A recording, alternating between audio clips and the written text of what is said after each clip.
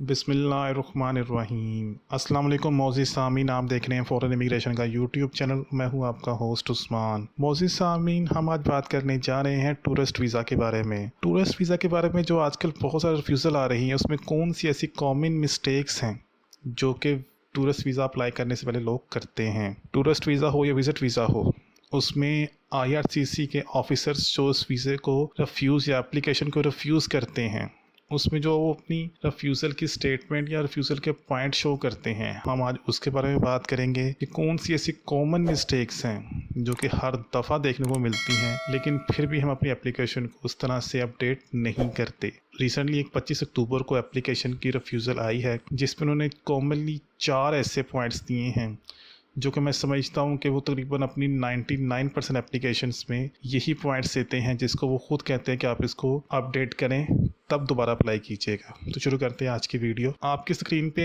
Recently letter है जो IRCC की तरफ से आया है उनको। वो पर्सन खुद तो उनका बिलोंग इंडिया से है, हमारे सब्सक्राइबर हैं, लेकिन वो खुद जो काम कर रहे हैं वो एक गल्फ कंट्री में काम कर रहे हैं। तो उन्होंने ये वीज़ा अप्लाई किया था, जिसके बाद उनको 25 अक्टूबर को इसके ऊपर से रिफ्यूज़ल आई है। 5th लाइन में बता रहे हैं लास्ट में कि I have determined that your application does not meet the requirement of immigration and refugee protection act. उन्होंने आगे उसका लिंक दे दिया पूरा कि आप वहाँ से जाके इसको पढ़ सकते हैं। उन्होंने इसके नीचे ये बताया है कि I am not satisfied that you will leave Canada at the end of your stay as required by paragraph 179। उन्होंने फिर एक लिंक दे दिया। उसके बाद उन्होंने नीचे ये बताया है कि I M refusing your application because you do not establish that you will leave Canada based on the following factors. नीचे उन्होंने 4 फैक्टर्स बताए हैं, जिसकी वजह से उनको ये लगा है कि अगर आप कनाडा में आते हैं तो आप कनाडा को छोड़ के नहीं जाएंगे। सबसे पहला जो उनका पॉइंट है कि your application status outside your country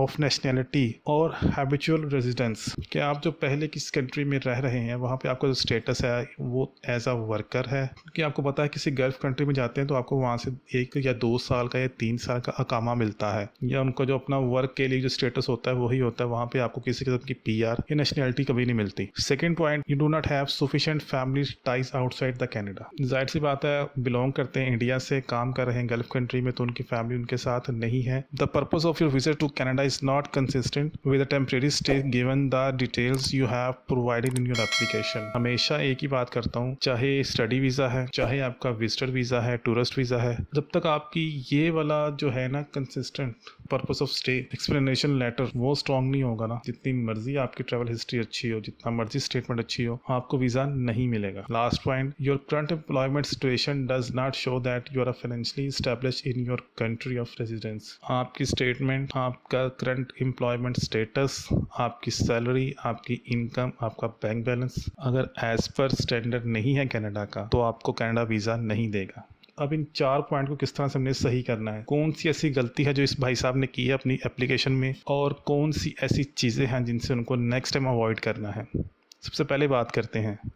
देखिए, आप इस टाइम इंडिया से अप्लाई नहीं कर रहे, आप कर रहे हैं अपनी दूसरी लोकेशन जहाँ पे आप काम कर रहे हैं, जहाँ पे आप इस टाइम रह रहे हैं, और वो है गल्फ कंट्री में से, और वहाँ से आप वीज़ा अप्लाई कर रहे हैं। कौन सा? Visitor visa.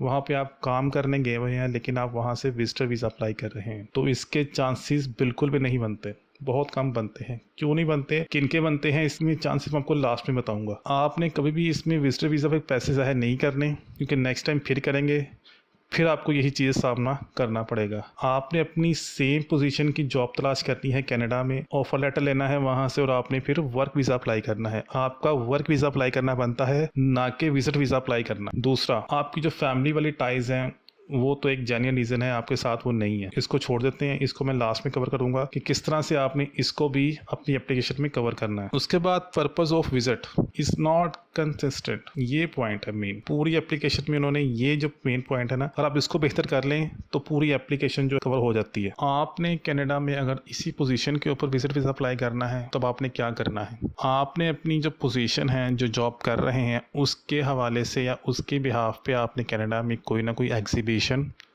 कोई इवेंट, कोई ऐसा सेमिनार या कोई ऐसी ट्रेनिंग क्लास लेनी है 2 वीक्स की, 1 वीक्स की, उसको आपने देखना है। उसमें खुद को अपने रजिस्टर करवाना है, उसका आपने जितनी भी फीस है उसको पहले अदा करनी है, उसके आपने वेलकम या जो भी आपको वहाँ से लेटर मिलता है वो आपने साथ लगाना है, और आपने ये कहना है कि हम वहाँ पे ये ट्रेनिंग करने जा रहे हैं या इवेंट देखने जा रहे हैं, जिसके बाद हमें ये होगा कि मेरी इस जॉब में मुझे प्रमोशन के चांसेस हैं जहाँ मैं काम कर रहा हूँ, जिससे वीज़ा ऑफिसर को ये लगे वाकई इनकी जेन्युइन रीज़न है, ये कनाडा में एक ट्रेनिंग के लिए आ रहे हैं, ये किसी सेमिनार को अटेंड करने के लिए आ रहे हैं, जो कि इनकी जॉब को हेल्प आउट होगी, इनकी काम जहाँ कर रहे हैं वहाँ पर। तो अपनी चीज़ को इस तरह से क्लैरिफाई करना है। अब लास्ट जो उनका पॉइंट है, your current employment situation does not show that your financial established in your country of residence. अगर आप अपनी कंट्री में या आप दूसरी कंट्री में अगर मैनेजरियल या डायरेक्टर की पोजीशन में है, तो फिर जाहिर सी बात है आपकी सैलरी, आपकी इनकम, आपका स्टेटमेंट, हर चीज़ अच्छी होगी, तो आप फिर ईजिली विजिट वीज़ा वहाँ से हासिल कर सकते हैं, क्योंकि वो देखता है ऑफिसर की अपनी कंट्री में या किसी और कंट्री में एज अ मैनेजर काम कर रहे हैं, एज अ